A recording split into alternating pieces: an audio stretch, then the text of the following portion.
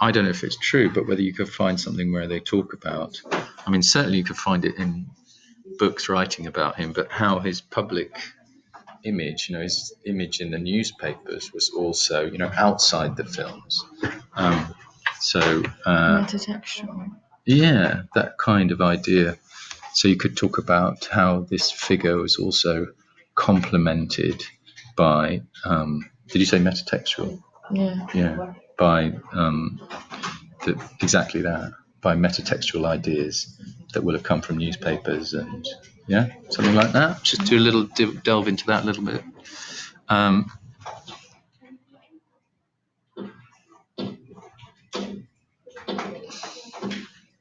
I would just say my survey.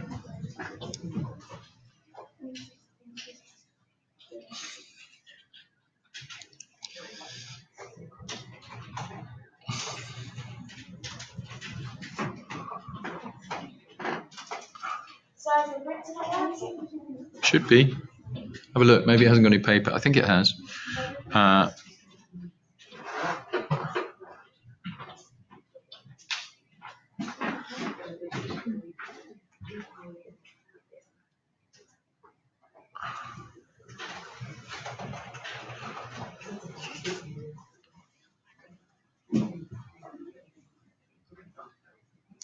don't know what that means here.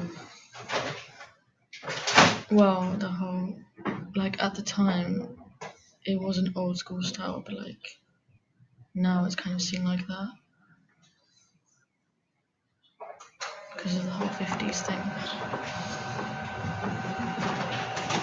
You see, if you write old school style, that suggests to me 1930s, 40s classic film actors like Clark Gable or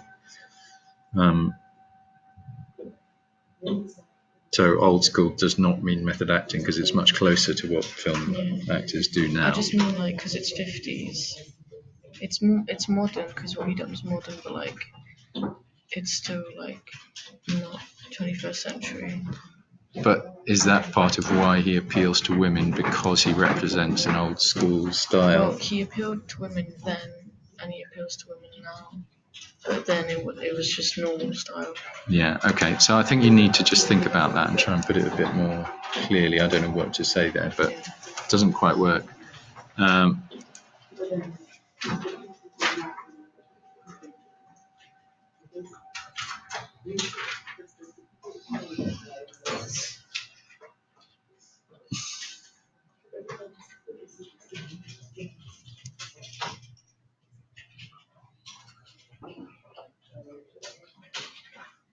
Yeah, and I would say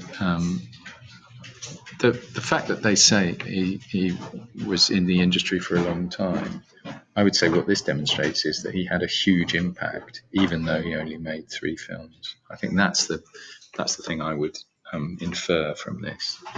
I don't think he is from the golden age of Hollywood. I think that's earlier. I think there's a kind of transitional period there in the 1950s where films began to become more modern, and his performances anticipated the later performances of actors like Marlon Brando. Yeah.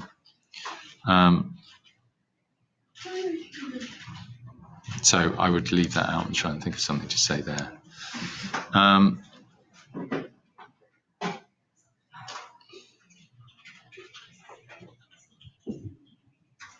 Right. This is, I want the title of whatever this biography is, and I don't want you to say excerpt. I want you to say I found the blah blah blah James Dean, and in which in an interview Martin Landau.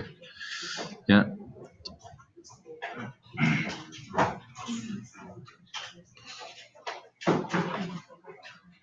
I would say this emphasizes again why Dean had such an influence on American youth.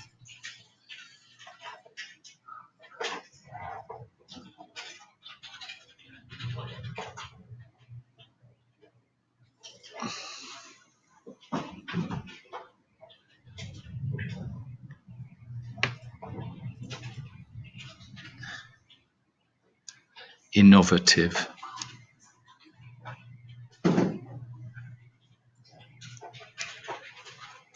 You sort of said this.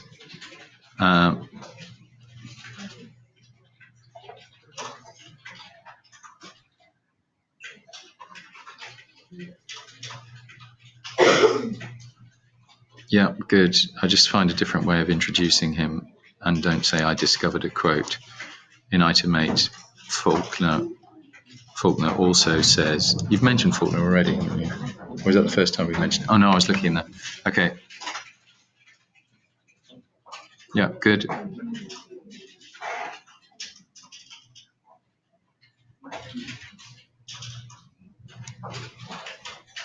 Enduring icon, I would say here. Strasbourg is not spelt like that. At the Actors Studio.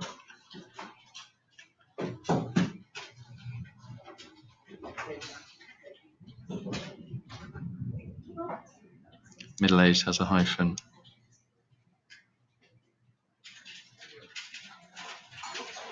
Right, okay. So I think in the conclusion, it doesn't matter if you go a bit more over the word count. One, I would say how, like Marilyn Monroe, his early death sealed his reputation as an icon.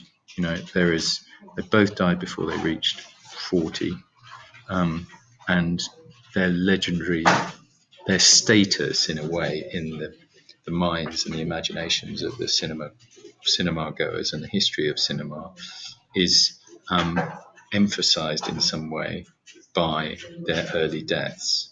It's almost as if, you know, we only see actors in films, and the films come to an end. And if a longer career quite often tails off, actors tend to do, you know, they're never going to do the great films that they did in their prime, their youth. But that didn't happen for Marilyn Monroe or Dean. And also, you could say something about his death. He's driving a Porsche. You know, it's just glamorous but dangerous. He was driving too fast. He didn't see the guy turning ahead. All of that is part of the myth and the legend, and so that adds to why he might have an influence on people. Again, metatextually, historically, there's an element there that kind of adds to the luster, the power of the idea. Okay, right. One more thing, if you really want to fancy it up. So have a look at Baudrillard. Let's see if we can find.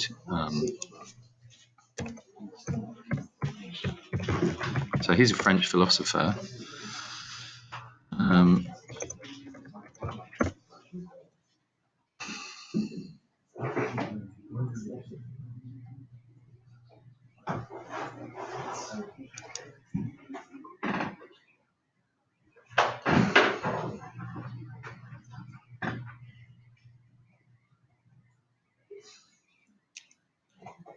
And he's very.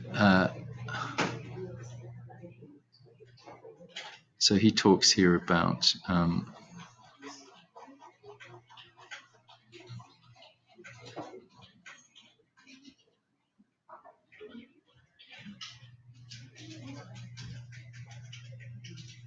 Let's just have a look. So we've got.